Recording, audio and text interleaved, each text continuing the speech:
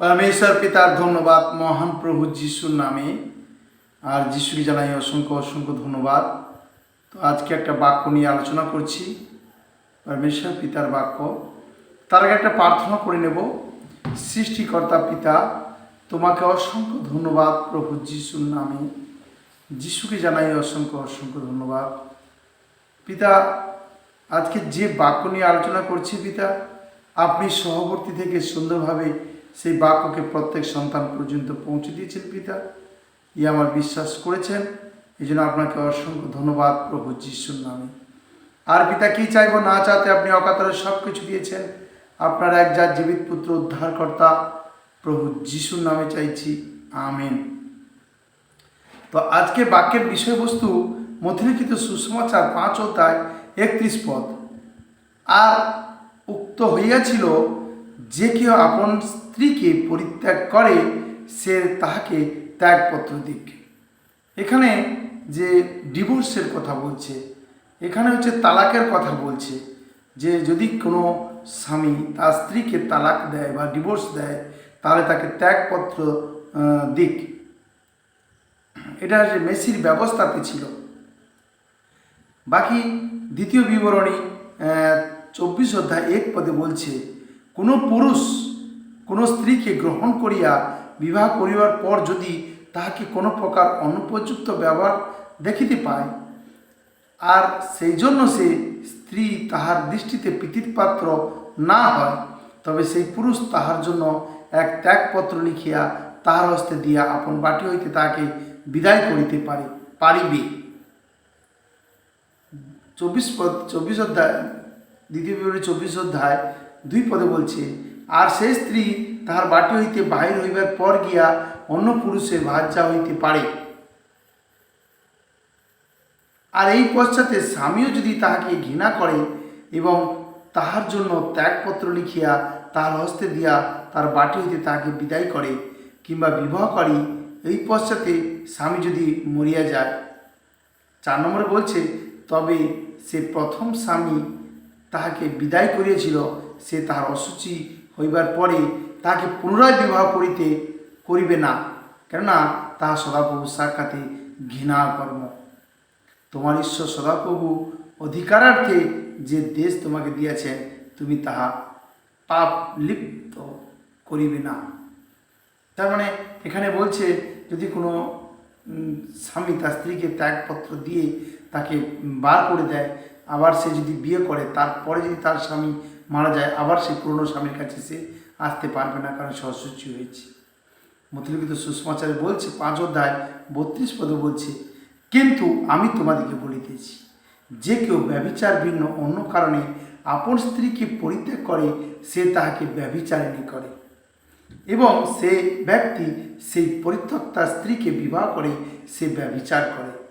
আমরা যদি দেখি মথিলিখিত সুসমাচার 19 অধ্যায় 3 পদে, কেন মসির দ্বারা এই আদেশ ছিল, যে তখন 19 অধ্যায় 3 পদে পড়ছি, আর ফরিসিরা তাহার নিকটে আসিয়া পরীক্ষাভাবে তাহাকে জিজ্ঞাসা করিল, যে কারণে সে কারণে কি আপন স্ত্রীকে পরিত্যাগ করা বিধেয়। বলছে, যে সে কারণে কি আপন স্ত্রীকে পরিত্যাগ করা বিধেয়।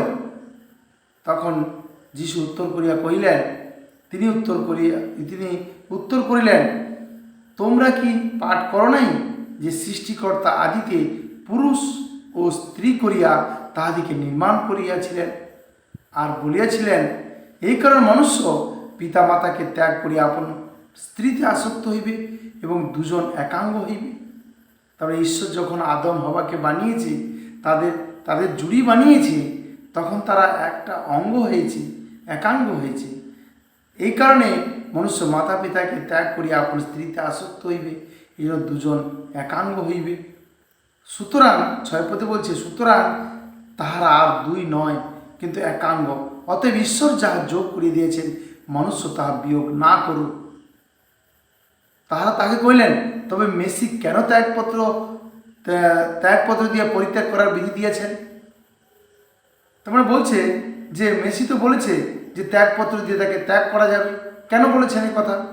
তখন তিনি তাহাদিকে কহিলেন, যিশু তখন তাহাদিকে কহিলেন, তোমাদের অন্তঃকরণ কঠিন বলিয়া মেসি তোমাদিকে আপন আপন স্ত্রীকে পরিত্যাগ করিয়ার অনুমতি দিয়াছিলেন, কিন্তু আদি হইতে এইরূপ হয় নাই। কারণ তোমাদের মন কঠোর, তোমরা নিষ্ঠুর, সেই জন্য তোমাদেরকে মসি এই আদেশ দিয়েছিলেন। 9 পদে বলছে, 9 পদে, আর আমি তোমাদিকে কইতেছি, ব্যভিচার দোষ ব্যতিরেকে যে কেউ আপন স্ত্রীকে পরিত্যাগ করিয়া অন্যকে বিবাহ করে, সে ব্যভিচার করে, এবং সেই ব্যক্তি পরিত্যক্তা স্ত্রীকে বিবাহ করে, সেও ব্যভিচার করে। মার্ক লিখিত সুসমাচার 10 অধ্যায় 1 থেকে 7 পদ এই কথাটাই লিখেছেন। তারপরে যদি আমরা দেখি করিন্থীয়ের প্রথম পত্র 7 অধ্যায় 16 পদে বলছে, কারণ হে নারী, তুমি কি করিয়া জানো যে তুমি তোমার স্বামীকে পরিত্রাণ করিবে কিনা? তোমার স্বামীকে তুমি যে পরিত্রাণ করবে কি না সেটা তুমি জানো? তুমি জানো না। অথবা হে স্বামী, তুমি কি করিয়া জানো যে তুমি তোমার স্ত্রীকে পরিত্রাণ করিবে কিনা? আমরা কেউ জানি না। ঈশ্বর যখন আমাদেরকে মনোনীত করেছে, তখন ঈশ্বরের মনোনীত ব্যক্তি আছি আমরা। এই জন্য বলছে যে স্বামী স্ত্রীর মধ্যে দ্বন্দ্ব, মা বাপের মধ্যে দ্বন্দ্ব, ছেলে বাপের মধ্যে দ্বন্দ্ব করাতে যিশু এসেছে, তলোয়ার দিতে এসেছে। তলোয়ার হচ্ছে সেই ঈশ্বরের বাক্য, দ্বিধার তলোয়ার, যে আসতেও কাটে আর যেতেও কাটে। সেই জন্য বলছে, তুমি তোমার স্বামীকে যে পরিত্রাণ করাবে তার কোনো গ্যারেন্টি আছে? তুমি তো তোমার স্ত্রীকে যে পরিত্রাণ করতে পারবে তার কোনো গ্যারেন্টি আছে? সেই জন্য মালাখি পুস্তকে 2 অধ্যায় 16 পদে বলছে, কেননা আমি স্ত্রীর ত্যাগ ঘৃণা করি, ইহা ইসরায়েলের ঈশ্বর সদাপ্রভু করেন। আর যে আপন পরিষদ দৌরাত্মে আচ্ছাদন করে তাহাকে ঘৃণা করি, ইহা বাহিনীর সদাপ্রভু করেন। অতএব তোমরা আপন আপন আত্মার বিষয়ে সাবধান হও, বিশ্বাসঘাতকতা করিও না। মেসি কেন সেই ত্যাগপত্র দেওয়ার জন্য বলেছিল? যে তোমাদের মন কঠোর বলে।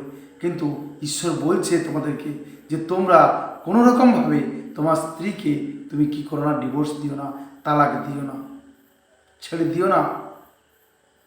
করিন্থীয়র প্রথম পত্র 7 অধ্যায় 39 বলছে, যতদিন স্বামী জীবিত থাকে ততদিন স্ত্রী আবদ্ধ থাকে, কিন্তু স্বামী নিদ্রাগত হইলে পর সে স্বাধীন হয়, যাহাকে ইচ্ছা করে তাহাদের সহিত বিবাহ করিতে পারে, কিন্তু কেবল প্রভুতেই।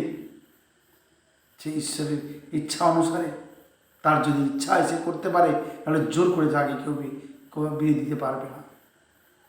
প্রভুতেই, সে যিশুতেই সে ঈশ্বরের ইচ্ছা অনুসারে বিয়ে করতে পারে। মতিলিখিত সুসমাচার 5 অধ্যায় 32 পদে বলছে, কিন্তু আমি তোমাদেরকে বলিতেছি, যে কেউ ব্যভিচার ভিন্ন অন্য কারণে আপন স্ত্রীকে পরিত্যাগ করে, সে তাকে ব্যভিচারিণী করে, এবং সেই ব্যক্তি সেই পরিত্যক্তা স্ত্রীকে বিবাহ করে, সেও ব্যভিচার করে। তারপরে আমরা যেন সেই ডিভোর্স না দিই। ডিভোর্স দিলে ওই স্ত্রী আবার বিয়ে করবে, তখন সে কী করবে? সে ব্যভিচার পাপে পড়ে যাবে। আর তুমি যদি আবার বিয়ে করো ডিভোর্স দেওয়ার পরে, তাহলে তুমিও কী করবে? ব্যভিচার পাপে পড়ে যাবে। আর ব্যভিচার পাপের দণ্ড, সাজা, সেই নরকের বিশাল দণ্ড আছে। সেই জন্য আমরা যেন সেই ব্যভিচার পাপকে ডেকে নিয়ে না আসি। যখন ঈশ্বর তোমাদের জুড়িকে বানিয়েছে, ঈশ্বর তোমাদের জুড়িকে ফিক্স করেছে, ঈশ্বর তোমার জুড়িকে একাঙ্গ করেছে, মা বাপকে ছেড়ে দিয়ে তোমরা স্বামী স্ত্রীতে আসক্ত হচ্ছ। কেন ডিভোর্সের কথা ভাবছো? কেন ত্যাগপত্র দিয়ে স্ত্রীকে ডিভোর্স দিচ্ছ? কারণ তুমি জানো না তুমি ওকে পরিত্রাণ করতে পারবে কিনা, স্বামীও জানে না স্ত্রীকে পরিত্রাণ করতে পারবে কিনা, তাহলে কেন তোমরা ঝগড়া, দ্বন্দ্ব, বিবাদের মধ্যে আছো? সেই জন্য করিন্থীয় প্রথম পত্র 7 অধ্যায় 8 পদে বলছে, পরন্তু অবহিত লোকেদের ও বিধবাদের কাছে আমার এই কথা, তাহারা যদি আমার মতো থাকিতে পারে, মানে পৌলুস বলছে, তাহারা যদি আমার মতো থাকিতে পারে, তবে তাহাদের পক্ষে তাহার থাকাই ভালো। কিন্তু তাহারা যদি ইন্দ্রিয় দমন করিতে না পারে, তবে বিবাহ করো, কেন আগুনে জ্বলা অপেক্ষায় বরং বিবাহ করা অনেক ভালো। সেই জন্য যারা আজকে স্বামী স্ত্রী পতি পত্নী আছে, তারা যেন প্রভুতেই সংযুক্ত থেকে তারা যেন সেই শান্তি প্রিয়ভাবে, তারা যেন সেই অনন্ত জীবনের জন্য প্রত্যেকটা মুহূর্ত যেন তারা সেই আরাধনা স্তুতি প্রশংসার মধ্যে থেকে থাকে।